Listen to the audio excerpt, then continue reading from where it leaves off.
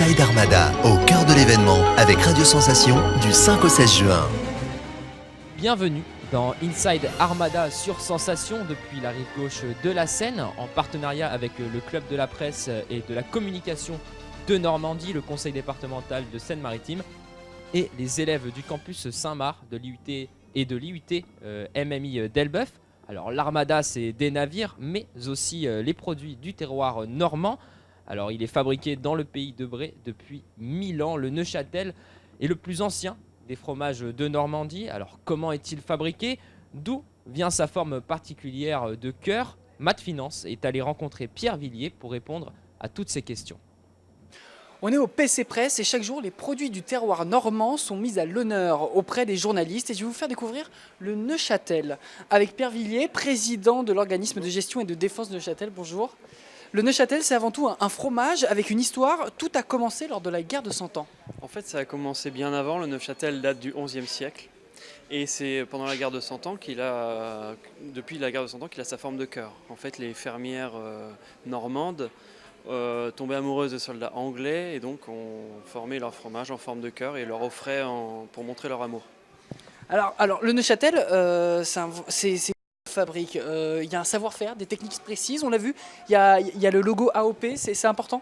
Oui, donc le Neuchâtel, c'est avant tout du lait de vache, donc 60% de vaches normandes. Et c'est un fromage AOP, donc il y a des règles. Les vaches normandes, du pâturage. Et entre le lait et le moulage, il y a à peu près 3 jours. Et après, il y a minimum 10 jours d'affinage. Et AOP, c'est important comme label? C'est important puisque ça permet de communiquer auprès des consommateurs. Et ça protège le fromage. En fait, on ne peut pas avoir de copie. Le Neuchâtel est fabriqué uniquement autour de Neuchâtel, dans un rayon de 30 km. Et assure une production locale et un savoir-faire traditionnel. Et, pour le déguster, il y a 3 manières de le faire. Tout est une question de temps finalement. Oui, alors il y a des affinages différents donc selon les goûts. Il y a du blanc qui va de 10 à 15 jours. Ensuite, on a du moyen jusqu'à 1 mois et demi d'affinage et du fait à partir d'1 mois et demi, 2 mois. Où là, ça va être vraiment pour les plus connaisseurs. Et on a un goût un peu plus corsé. D'ailleurs, ce goût, comment on peut le caractériser, le goût du Neuchâtel? Alors, en fait, c'est un peu plus de caractère que le camembert. Et c'est une pâte lactique. Et donc voilà, après on peut boire du cidre ou du vin. Et J'y allais venir. Pour terminer, un fromage, il faut bien l'accompagner avec quelque chose. Et pour le Neuchâtel, c'est la pomme vraiment dans toutes ses formes. bah oui, ça peut être du jus de pomme pour ceux qui n'aiment pas l'alcool ou du cidre ou du pommeau. On peut le manger aussi avec de la pomme sans pain. De la pomme sans pain, oui, du beurre fermier normand. Et on peut aussi le cuisiner. Donc il y a de plus en plus de plats qui sont maintenant à base de Neuchâtel. Bien, merci Pierre Villiers d'avoir répondu à nos questions. Et vous pouvez retrouver bien d'autres informations sur le site internet www.neuchâtel-villiers.net. Créé en 2009, le groupe Jode s'offre un 5e album pour fêter ses 10 ans. Le groupe était présent sur la scène de la région Normandie pour un concert exceptionnel à l'occasion de cette armada. Qui dit armada dit concert et musique. Avec nous, Vincent Blanchard, bonsoir. Bonsoir. Vous êtes le chanteur du groupe Jode, un groupe rouennais qui plus est. Vous êtes présent ici pour les concerts gratuits. Ça représente pourquoi, vous, l'armada? Ça représente une très grosse visibilité, ça permet aussi de toucher un public qui ne connaîtrait pas forcément dans les lieux dans lesquels on a l'habitude de jouer, puisque comme c'est gratuit, que c'est très familial, que les gens se déplacent, donc du coup ça donne une exposition qui est géniale, quoi. Ouais. C'est une fierté pour vous d'être ici en tant que Rouennais?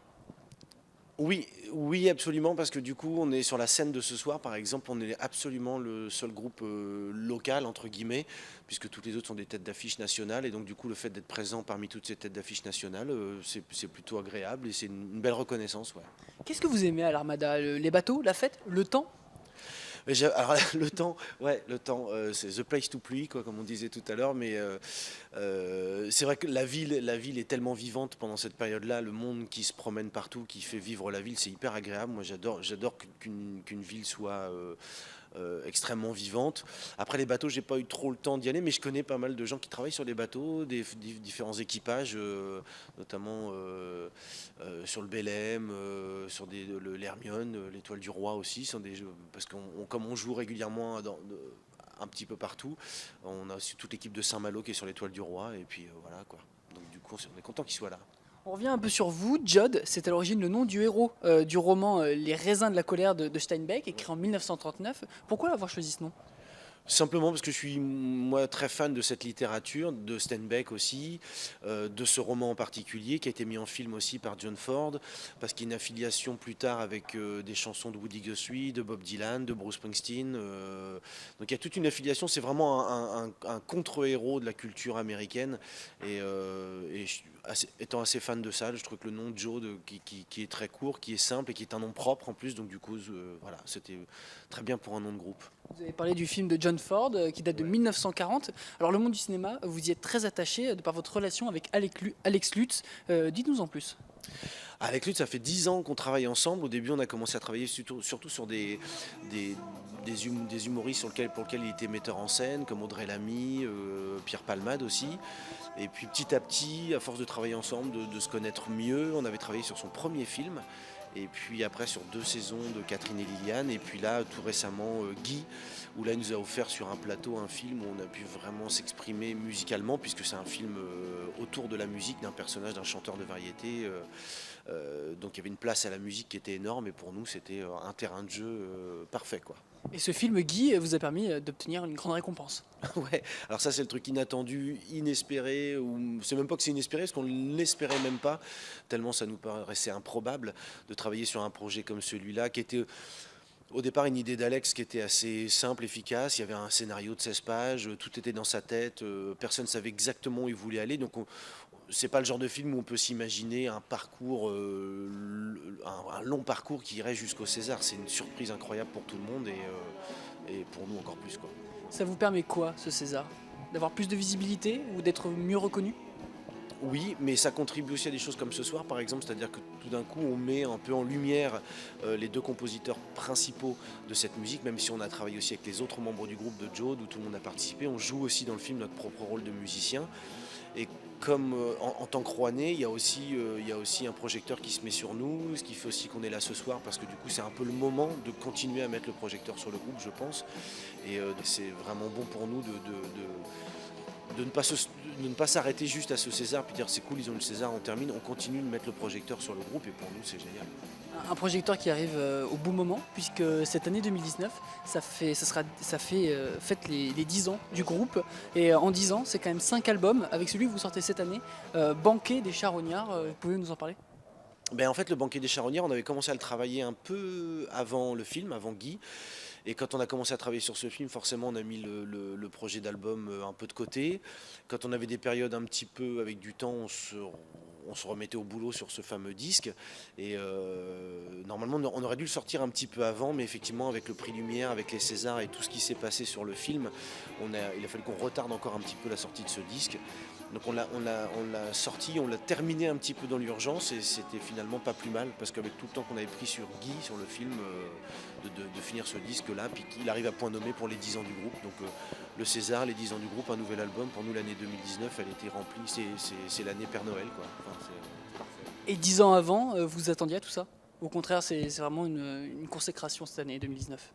Ouais, non, on s'y attend. Enfin, on travaillait pour, mais est-ce que ça arrive au bout de 2 ans de travail, au bout de 10 ans, au bout de 20 ans? On ne peut pas le savoir, on ne peut pas le deviner. On n'a pas cherché, nous, à griller les étapes aussi, donc c'est quelque chose qui est arrivé, tout arrive un petit peu en même temps, et voilà, c'est un peu comme une vraie petite récompense, c'est-à-dire en gros, c'est bien les gars, vous avez bien bossé, maintenant vous avez le droit à un petit peu de lumière. Voilà. Merci beaucoup Vincent Blanchard d'avoir répondu à nos questions. Merci. Et vous pouvez retrouver d'autres informations sur le site internet www.jod.fr. Des concerts à retrouver bien sûr chaque soir sur la rive droite de la Seine. Merci de nous avoir suivis sur Sensation. Vous pouvez retrouver le podcast audio et vidéo de cette émission sur le site internet de Radio Sensation dans l'onglet Inside Armada. Et bien sûr toutes les infos concernant l'événement sur armada.org.